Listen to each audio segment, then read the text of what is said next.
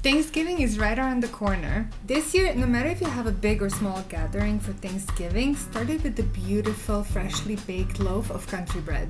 Let the bread be the center of your Thanksgiving. I will share with you a trick to get the bakery quality crust on your bread at home. So stick around till the end of the video when we put the country bread loaf in the oven to bake. This recipe will produce 2 medium-sized loaves. Country bread is not hard to make at all, but keep in mind that you do have to start the process the night before. All you have to do the night before Thanksgiving is quickly mix all the ingredients for the pre-ferment, which we'll have to make, and then let it sit 12 to 16 hours covered on a room temperature. And the process takes less than 5 minutes. And then the next day, about 12 to 16 hours later, you can come back to your pre-ferment and start making the Thanksgiving country loaf. The process from that point on will take about 3 to 4 hours, but it will give you big breaks in between the steps you need to do, which will be perfect to allow you to prepare a Thanksgiving meal or just simply relax. If you like this video, hit the like button or subscribe. If you have any questions or comments, please post them below. We will start our pre-ferment with 300 milliliters of lukewarm water, in which we will disperse 1/8 of a teaspoon of yeast. Let it sit 3 to 4 minutes to help yeast dissolve, and then add 500 grams of flour, followed by 1.5 teaspoons of salt. Mix everything together until all the ingredients are fully incorporated. You will find that the pre-ferment is very stiff, which is perfectly fine because this dough has only 60% hydration. However, if you find the pre-ferment hard to work with, you can just add a couple of drops of water at a time until you achieve this consistency. Cover the bowl with a plastic wrap and a towel and let it sit anywhere between 12 to 16 hours in a warm, non-drafty place where the temperature is about 21 Celsius or 70 Fahrenheit, which is a pretty standard room temperature, but if you find that your place is a little bit cooler, add a couple of more towels around the bowl.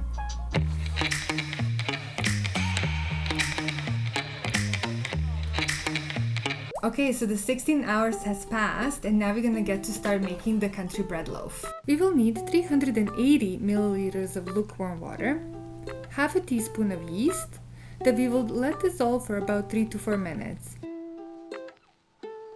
And then we will add 500 grams of flour, followed by 1.5 teaspoons of salt. We're gonna mix everything well and lightly knead the dough.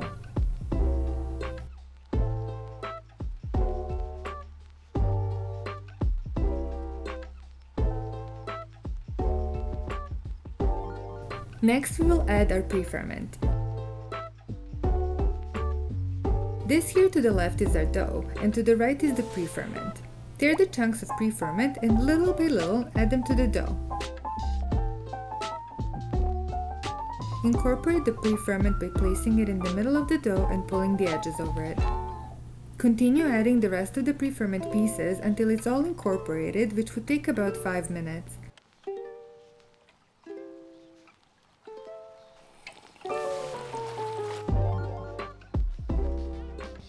The same process will apply if you're making this using your stand mixer.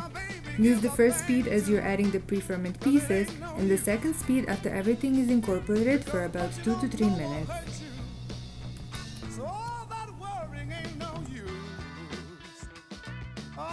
Cover it with plastic foil and a towel and let it rest 50 minutes.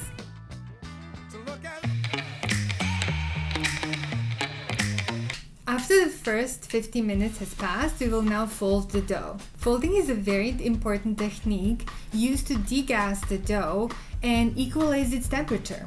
Wet your hands very lightly as to not bring too much moisture to your dough. Scoop the dough onto a clean board. And let's get started with the folding.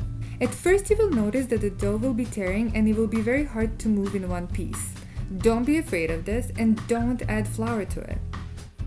Imagine that I'm standing in front of the dough. I will twist my body slightly to the left and take the dough gently by placing my palms underneath it, pulling the dough toward me and then slapping it perpendicularly away from me. And again, grab the dough on your left, pull it over the center of your body and swiftly toss it away from you. The more you keep doing this, the more the gluten will develop. And you will notice less and less pieces of the dough sticking to the board. And now we're gonna let the dough sit another 50 minutes covered with a cellophane wrap and a towel.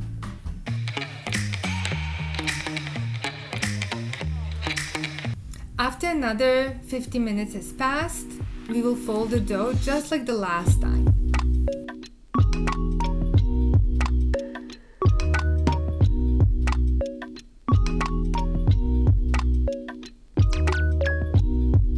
Now it's going to be sitting for another 50 minutes before we do something different with it. Okay, now that the last 50 minutes has passed, we're going to do something different with the dough.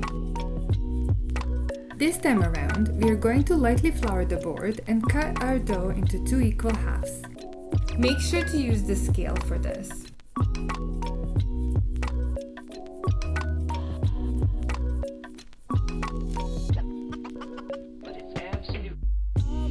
Once you weighted the 2 halves of the dough, here comes the fun part. We will pre-shape our loaves by gently pulling them toward ourselves, rotating them and then pulling them in again. First time around, we will do this only 4 times. And we're gonna let it sit for another 15 minutes. 1-5.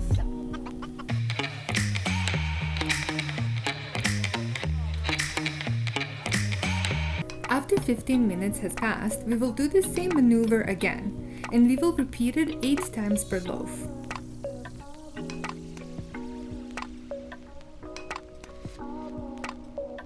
And here I just wanted to show you how I hold my fingers underneath the dough. Now that we have shaped the dough into final round loaves, we're gonna cover them with a plastic foil and a towel and keep it like that for another hour and a half for a final rise. So I decided to use that hour and a half to decorate my Thanksgiving table. I opted for a very simple monochromatic color scheme with beautiful white dishes against a dark tablecloth. The vintage glassware brought the golden accents, and dried thyme from my mother's garden brought the green kiss of color.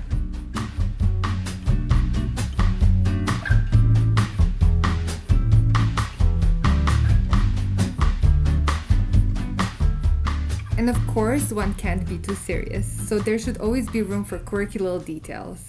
A lot of people give you tips on how to do steaming in your home oven, but in order to do it right, you have to do this in a 3-step process, and nobody tells you about the 3rd step, but me. Okay, step 1. Place several cubes of ice at the bottom of your oven as it's being preheated. Next, as part of step 2, take an empty small or medium-sized roasting pan and place it at the very bottom rack of your oven. Steam is a very dangerous thing, so I strongly recommend not only that you have big mitts on your hands, but also that you wear long sleeves on your arms. And make sure your face is away from the oven as you're doing this next step. So now carefully pull the bottom rack out and pour cold tap water in the roasting pan and then quickly close the oven door in order to trap the steam. And now the big secret, the step number 3 that people always miss. Last 10 minutes of baking, slightly open the oven door to let the steam out. And that's it.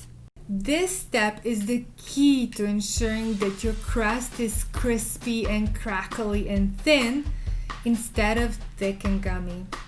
And now we get to do a fun design with scoring the bread surface. If you don't have a lom or a different sharp blade, you can easily use scissors to create a pattern. I recommend against using a knife no matter how sharp it is because 9 out of 10 times it will squish the dough loaf instead of tearing through it like lom. Scissors usually work better. Let the dough rest for a casual 10 minutes or less while the oven is being preheated. Lightly flour the pan right in the spot where the bread will be placed. Your country bread loaf will be baking 20 to 30 minutes depending on your oven. And here it is, the star of the show, with its beautiful thin crispy crust.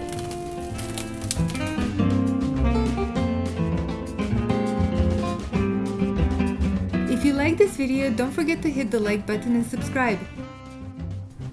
See you next week, bye!